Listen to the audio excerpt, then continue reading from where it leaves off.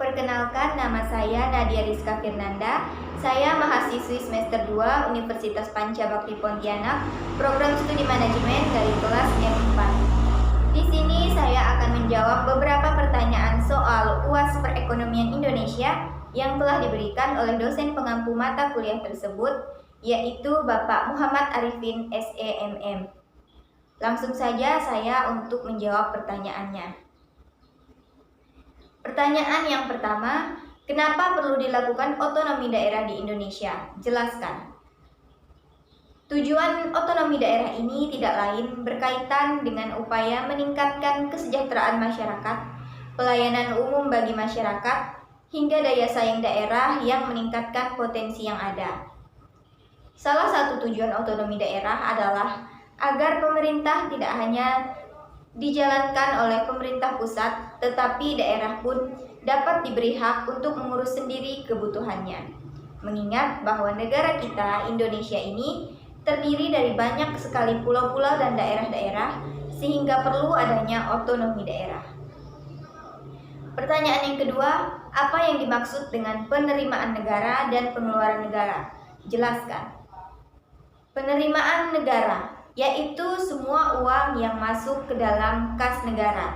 Jadi semua uang yang masuk ke dalam kas negara adalah penerimaan negara. Lalu pengeluaran negara.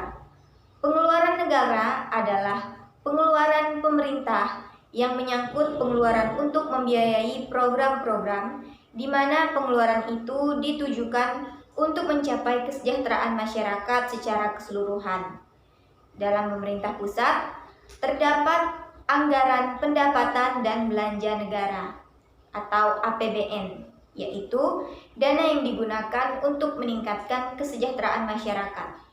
Dalam APBN, pengeluaran pemerintah pusat dibedakan menjadi dua, yang meliputi pengeluaran untuk belanja dan pengeluaran untuk pembayaran. Pengeluaran untuk belanja antara lain digunakan untuk belanja pemerintah pusat seperti belanja pegawai, belanja barang, belanja modal, pembayaran bunga utang, subsidi, belanja hibah, bantuan sosial, dan lain-lain. Juga untuk dialokasikan ke daerah untuk dana perimbangan serta otonomi khusus dan penyesuaian. Sedangkan pengeluaran untuk pembiayaan meliputi pengeluaran untuk obligasi pemerintah, pembayaran pokok, pinjaman luar negeri, dan lain-lain.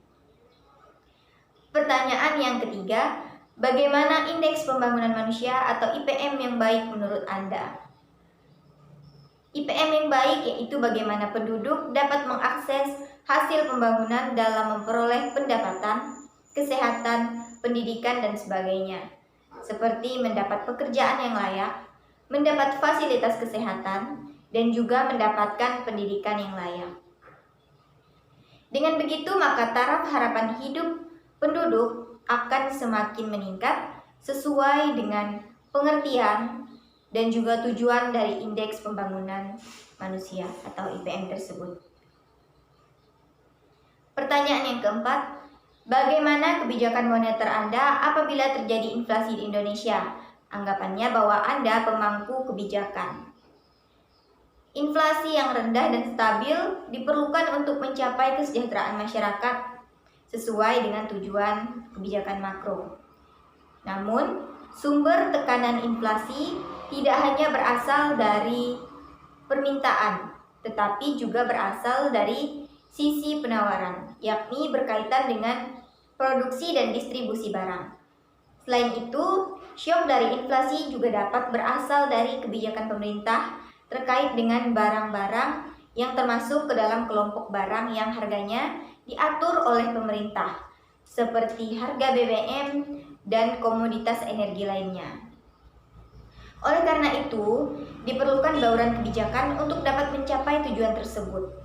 Perlu juga tindakan dalam melakukan pengendalian inflasi, baik dalam ruang lingkup daerah maupun ruang lingkup nasional, serta berperan dalam mengendalikan ekspektasi inflasi dan juga mengelola penawaran, di antaranya pengelolaan terhadap pasokan, distribusi, konektivitas, rantai perdagangan, dan juga subsidi.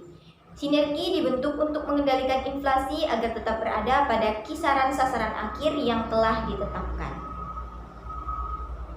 Pertanyaan yang kelima, bagaimana tanggapan Anda tentang perekonomian Indonesia dalam era globalisasi saat ini? Menurut saya, kondisi perekonomian Indonesia di era globalisasi ini telah bangkit menuju kemajuan. Perkembangan ilmu pengetahuan dan juga teknologi telah mampu mengubah cara pandang, pola pikir, dan pola kehidupan manusia. Kekhawatiran terhadap kelangkaan barang dan jasa dalam memenuhi kebutuhan sehari-hari yang tidak terbatas tampaknya telah semakin berkurang. Perkembangan ilmu pengetahuan dan kemajuan teknologi telah mampu mendorong terciptanya penemuan-penemuan yang dapat menghambat kelangkaan barang dan jasa. Melalui inovasi, riset, dan pengembangan yang terus-menerus telah mampu menciptakan produk, barang, dan juga jasa baru yang sesuai dengan kebutuhan dan keinginan konsumen. Sehingga hal tersebut mampu mendorong perekonomian Indonesia menuju kemajuan yang meningkat. Baiklah, itu tadi jawaban dari saya. Semoga apa yang saya sampaikan bisa berkenan dan juga bisa berguna dan bermanfaat bagi kita semua. Saya ucapkan terima kasih.